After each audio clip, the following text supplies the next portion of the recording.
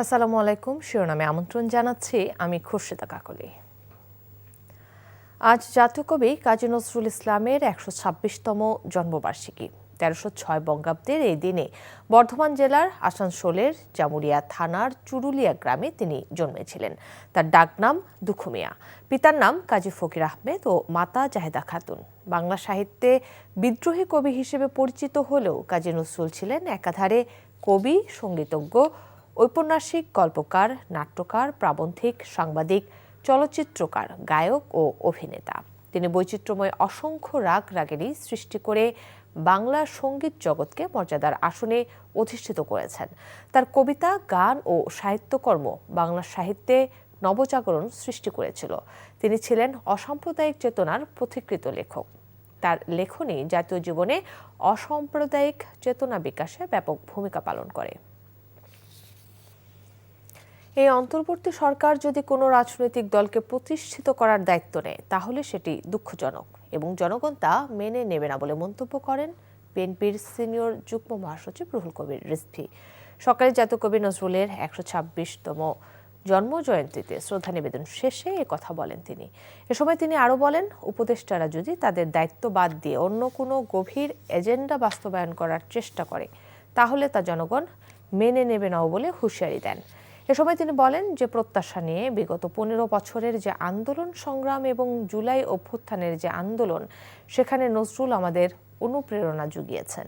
আগামীতে ন্যায্য দাবি আদায়ে নজরুল আমাদের মাঝে প্রাসঙ্গিক হয়ে থাকবে বলেও মন্তব্য করেন তিনি। মৌসুমের শুরু থেকে দেশে আম ও লিচুর বাম্পার ফলন হয়েছে। মৌসুমের শুরুতে কিছুটা খরা ও বিরূপ আবহাওয়ায় আগাম জাতের পাটনায় লিচুর আকারে ছোট ও ফলনে কিছুটা ব্যাহত হয়। তবে আবহাওয়া অনুকূলে আসায় চায়না 3 ও মুম্বাই জাতের লিচুর ফলন ভালো হয়েছে, যা এরই মধ্যে বাগান থেকে বাজারে বাজারে ছড়িয়ে পড়েছে। ফলন ভালো হয় লাভের আশা করছেন চাষিরা। ব্রাহ্মণবাড়িয়া কৃষি বিভাগের তথ্য মতে চলতি মৌসুমে ২৯০০ মেট্রিক টন লিচুর উৎপাদন হবে। এদিকে রাজশাহীতে জলবায়ুর বিরূপ প্রভাবে ফলন কম হওয়ার আশঙ্কা করছেন বাগানীরা। বলছেন, বাগানগুলোতে যে পরিমাণ আমের মুকুল এসেছিল সে অনুযায়ী ফলন হয়নি। এরই মধ্যে বাজারে আসতে শুরু করেছে বিভিন্ন জাতের আম। তবে হাড়িভাঙা, গোপালভোগ, আম্রপালি, ল্যাংড়া জাতের আম জুনের মাঝামাঝিতে বাজারে আসবে বলে জানিয়েছে জেলা কৃষি বিভাগ। লিচুর বাজারের খবর জানাতে ব্রাহ্মণবাড়িয়া থেকে সরাসরি যুক্ত হচ্ছেন স্টাফ করেসপন্ডেন্ট শিহাবুদ্দিন বিপু। বিপু, ব্রাহ্মণবাড়িয়ার লিচুর আবাদ কেমন হয়েছে এবং বাজারগুলোতে লিচুর দরদাম কেমন দেখছেন?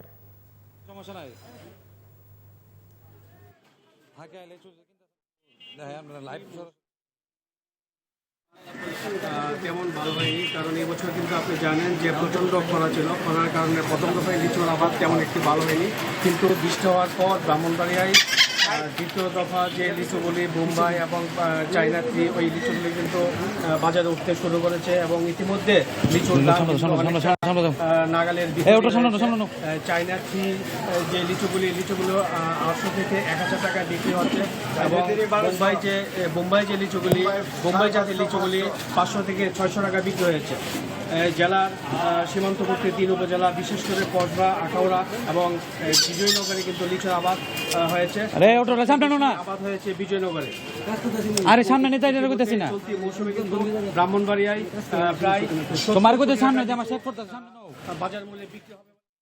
ইতিমধ্যে জেলার বিভিন্ন স্থানে লিচুর, এই দেশীয় লিচু কিন্তু বিক্রেতারা এখান থেকে যে বিজয়নগরের যে আউলিয়া বাজার, সেই আউলিয়া বাজারে কিন্তু পাইকারি বাজার, সেই আউলিয়া বাজার থেকে ভোর 3টা থেকে সকাল 8টা পর্যন্ত কিন্তু সেখানে লিচু বেচাকিনি হয়। সেই বাজারে কিন্তু দেশের বিভিন্ন স্থান থেকে ব্রাহ্মণবাড়িয়া এর পার্শ্ববর্তী অঞ্চল এবং বিশেষ করে রাজধানী ঢাকা, সিলেট এবং বিভিন্ন এলাকা থেকে কিন্তু এখানে ক্রেতারা এসে লিচু নিয়ে যাচ্ছেন এবং তারা বাগান থেকে কিন্তু লিচু ঠিক আছে অঞ্চলের লিচুর উপর নির্ভরকৃত, কিন্তু এলাকার লিচু দেশের কিন্তু সরবরাহ হচ্ছে। যাচ্ছে যে আগামীতে এই ব্রাহ্মণবাড়িয়া লিচু জেলা হিসেবে একসময় যেমন রাজশাহী বা অন্যান্য এলাকায়। দর্শক, জানছিলাম লিচুর ফলন ও দরদামের খবর। এবার আমের ফলন নিয়ে জানাতে রাজশাহী থেকে সরাসরি যুক্ত হচ্ছেন সিনিয়র করেসপন্ডেন্ট সাজু। সাজু, রাজশাহীতে আমের ফলন কেমন হয়েছে এবং ঈদে আমের চাহিদা নিয়ে চাষিরা কি বলছেন?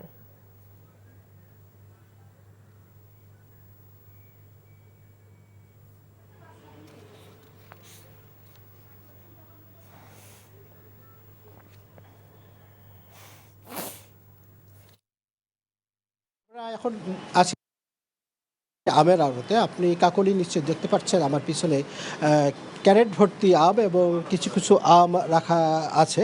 আমি যদি আপনাকে একটু দেখাতে চাই, তো এই আমগুলো হলো গোপালভোগ জাতের আম। এই আমগুলো প্রশাসনের বেঁধে দেওয়া সময় অনুযায়ী 20শে মে থেকে বাজারজাত শুরু করে স্থানীয় ব্যবসায়ীরা।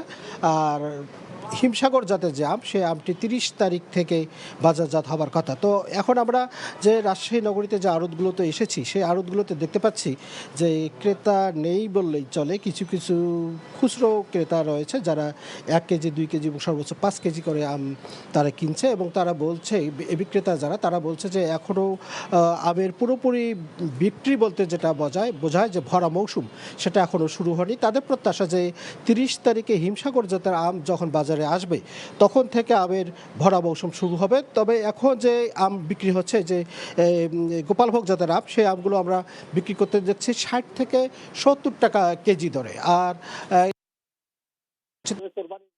30 তারিখ কোরবানি ঈদের আগে হিমসাগর জাতের আম বাজারে আসবে। তবে সাগর জাতের আম বাজারে আসবে। তবে তাদের প্রত্যাশা যে গত বছর তারা যেভাবে আমের ব্যবসা করেছে, এ বছর হয়তো সেরকম হবে না, কারণ কোরবানি ঈদের আগে মানুষ আসলে কোরবানি নিয়েই অনেকে ব্যস্ত থাকবে। এই কারণেই তাদের আশঙ্কা যে গতবারের চেয়ে আমের কেনাবেচা কম হবে এবং গতবারের চেয়ে এবারে আমের দামও কম রয়েছে, এমনটি বলছেন বিক্রেতারা। কাকলি, ধন্যবাদ আপনাকে। দর্শক, জানছিলাম আমের বাজারের খবর। দর্শক, শিরোনাম এটুকুই। এই খবরের ভিডিও সহ আপডেট জানতে ভিজিট করুন এনটিভি অনলাইন www.ntvbd.com। এছাড়াও এনটিভির জনপ্রিয় সব অনুষ্ঠান ও খবরের আপডেট জানতে ভিজিট করুন আমাদের ইউটিউব ও ভেরিফাইড ফেসবুক পেজ। 12টায় মধ্যাহ্নের খবর দেখার আমন্ত্রণ রইল। ধন্যবাদ সবাইকে।